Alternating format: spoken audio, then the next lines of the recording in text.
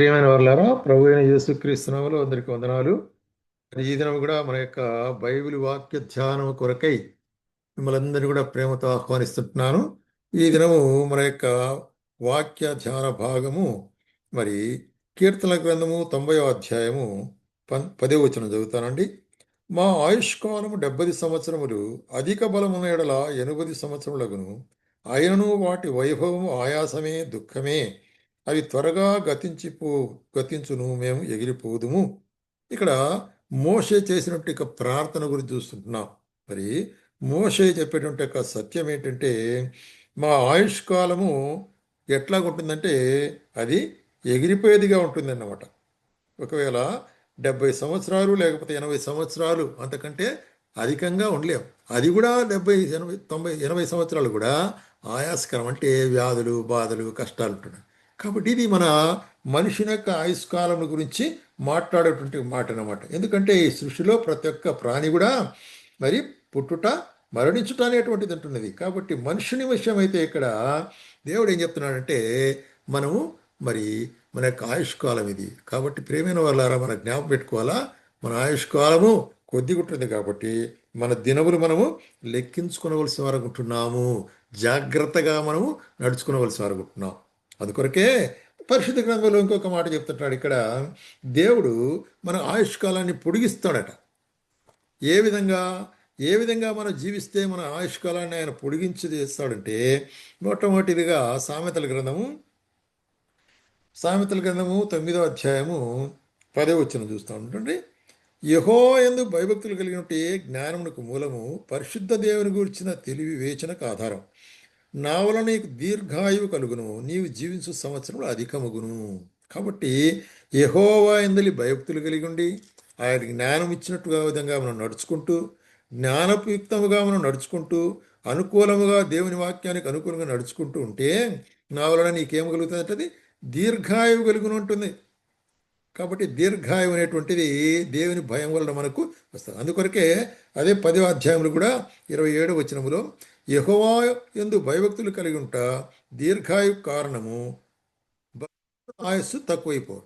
కాబట్టి యెహోవా యందు భయభక్తులు కలిగి ఉండుట అనేటువంటిది ప్రాముఖ్యమైన అంశంగా మనం ఇక్కడ మరి పరిశుద్ధ గ్రంథం చూస్తున్నాం. అది మనల్ని ఏం చేస్తుంది? దీర్ఘాయువుతో నింపేదిగా ఉంటున్నది, అంటే మన ఆయుష్కాలాన్ని పొడిగించేదిగా ఉంటున్నది అనేటువంటి కార్యం చూస్తున్నాం.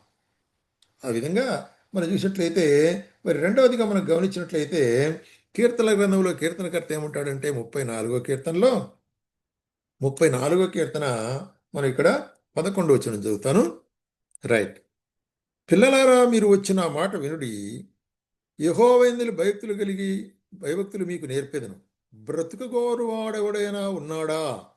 మేలు నుదుసు అనేక దినములు బ్రతుకుగోరువాడెవడైనా ఉన్నాడా? అటువంటి వాడు ఏం చేయాలంటే, చెడ్డ మాటలు పలకకుండా తన నాలుకను, కపటమైన మాటలు పలకకుండా తన పెదవులను కాచుకొని, కీడు చేయటం మాని మేలు చేయము, సమాధానం వెదకి వెంటాడుము. ఇది సూత్రం. కాబట్టి దేవుని వాక్యం మనకు చెప్పే ఆలోచన ఏంటంటే, ఇక్కడ కీర్తనకర్త చెప్పేటువంటి ఆలోచన ఏంటంటే, ఎవరైనా మరి చాలా కాలం బ్రతకగోరే వాళ్ళు ఉంటున్నారా? చూసినట్లయితే మరి దేవుని వాక్య ప్రకారం బ్రతికేదానికి ఇష్టపడే వాళ్ళు ఉంటున్నారా? అయితే ఒక ఆలోచన మీకు చెప్తానంటున్నాడు. ఏంటి? మన జీవితంలో చెడ్డ మాటలు పలకకుండా, అంటే మన మాటలు దుర్భాషలు కార్యం లేకుండా, కపటమైన మాటలు అంటే మోసకరమైన మాటలు లేకుండా, మరి ఇతరులకు మరి కీడు చేయటం అని మేలు చేయటం అనేటువంటి కార్యాన్ని. కాబట్టి అటువంటి యొక్క మరి కార్యం మన జీవితాల్లో ఉన్నట్లయితే దేవుడు మన యొక్క జీవితాన్ని ఆశీర్వదించి మన దినాలను పొడిగిస్తాడట. కాబట్టి దేవుని వాక్యం ఉండే ఆలోచన అది. అట్లాగే మనకు ద్వితీయోపదేశ కాండములో ఇక్కడ మరి మనం గమనించినట్లయితే రైట్ 4వ అధ్యాయం 40వ వచనంలో ఏమంటాడంటే, రైట్, మరియు నీకు నీ తర్వాత నీ సంతానపు వారికి నీ క్షేమము కలుగుటకై నీ దేవుడైన యెహోవా సర్వకాలము నీకు ఇస్తున్న దేశములో నీవు దీర్ఘాయుష్మంతుడగినట్లు. కాబట్టి దీర్ఘాయుష్మంతుడగినట్లు దేవుడిని ఆశీర్వదించి దీర్ఘాయుష్మంతుడగినట్లు ఒక్క పని నువ్వు చేయాల. నేడు నేను నీకు ఆజ్ఞాపించు ఆయన ఆజ్ఞలను నీవు గైకొనవలెను. నా కట్టడలను నీవు గైకొనాలనా? నా ఆలోచనలు, నా యొక్క కార్యములు, నా యొక్క మరి ఆజ్ఞలు నీవు గైకొనాలనేటువంటిది ఈ విధంగా మోషే ద్వారా మరి ఇశ్రాయేలుకు బయలుపరచబడుతుంటున్నది. కాబట్టి దీర్ఘాయువు అంటే దేవుని వాక్యానికి భయపడుట, ఆయన ఆజ్ఞలకు భయపడుట. అదే మరి 30 అధ్యాయములు కూడా ద్వితీయోపదేశకాండములు చెప్తాడు.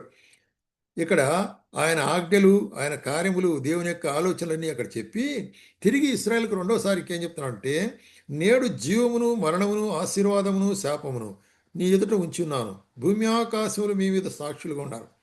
మీ పితరులైన అబ్రహాం, ఇస్సాకు, యాకోబులను వారు ప్రయాణం చేసిన ఆ దినములో మీరు నివసించినట్లు యెహోవా నీ ప్రాణములకు దీర్ఘాయుష్కు మూలమైనాడు. కాబట్టి నీవును నీ సంతానము బ్రతుకుచు నీ ప్రాణములకు మూలమైన నీ దేవుడైన యెహోవాను ప్రేమించి ఆయన వాక్యమును విని ఆయన హత్తుకొని జీవించుట. కాబట్టి హత్తుకుంటున్నట్లు జీవము కోరుకొనుము. కాబట్టి ఆయన వాక్యాన్ని విని ఆయన మరి ఆశీర్వాదం పొందేటట్లు, దీర్ఘాయువు పొందేటట్లు మరి ఇక్కడ దేవుని వాక్యం అంటే విధేయత కలిగిన జీవితము, లోబడేటువంటి జీవితము అనేటువంటిది. అట్లాగే మరి ఈ నిర్గమకాండములో కూడా దేవుడు ఇంకొక ఆలోచన చెప్తాడు వీళ్ళకు. అంటే అక్కడ దేవుడు మరి మనకు తెలుసు 10 ఆజ్ఞలు మరి ఇవ్వబడి ఉంటున్నవి. ఆ ఆజ్ఞల్లో మరి నిర్గమకాండం 20వ అధ్యాయం 12వ వచనంలో ఏముంటున్నదంటే, నీ దేవుడైన యెహోవా నీకు అనుగ్రహించు దేశములో నీవు దీర్ఘాయుష్మంతుడగినట్లు నీ తండ్రిని తల్లిని సన్మానించుము. కాబట్టి తల్లిదండ్రులను సన్మానించడం అనేది నేర్చుకోవాలి. కాబట్టి తల్లిదండ్రులను సన్మానించడం రెండవ ఆజ్ఞ ఏంటంటే, మొట్టమొదటిగా ఆయనను మరి ఏం అంటున్నాడు, నీ దేవుడైన యెహోవాను మాత్రమే నీవు ప్రేమించాలంటున్నాడు. రెండవదిగా మరి తల్లిదండ్రులను గౌరవించని వాడు మరి తల్లిదండ్రులను లక్ష్యపట్టని వాని కనులు లోయకాకులు చేత పీకబడి ఉంటున్నాడు. సామెతల గ్రంథంలో చూసినట్లయితే శాపం ఉంటున్నది తల్లిదండ్రులను ప్రేమించకపోతే. అందుకొరకే ఎఫెసీయులకు రాసిన పత్రికలో అపోస్తలుడైన పౌలు కూడా మరి ఏం రాస్తున్నాడు, 6వ అధ్యాయము, పిల్లలారా ప్రభువునందు మీ తల్లిదండ్రులకు విధేయులైనడని ఇది ధర్మమే.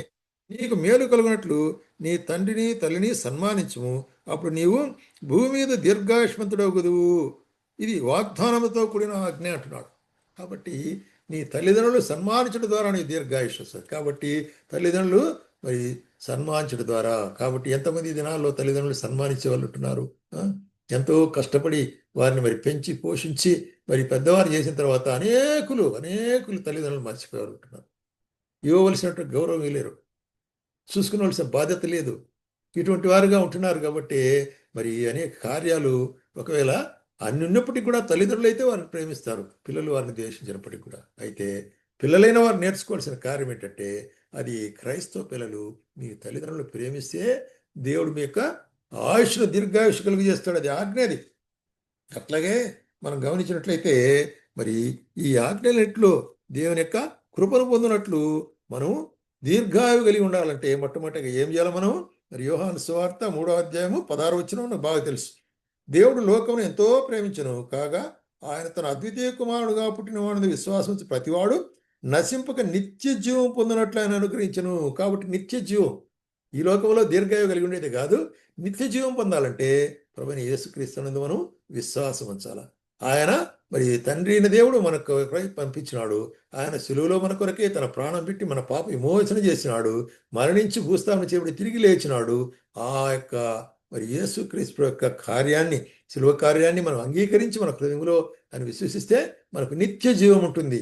ఈ లోక జీవమే కాదు కానీ నిత్య జీవం ఉంటుంది. ఈ లోకంలో సమాధానము, పరలోకము, నిత్య జీవం ఉంటుంది అన్నమాట. కాబట్టి ఈ కార్యం మనం జ్ఞాపం చేసుకున్న వారమై మరి మనం ఇవన్నీ తలంపుల ఆలోచనలు పెట్టుకొని దేవుడు మనకిచ్చినట్టు జీవితాన్ని 70 సంవత్సరాలు 80 సంవత్సరాలు మరి ఆయనకు భయభక్తులతో గడుపుటకు ప్రభు మనకు సహాయం చేయనుగా.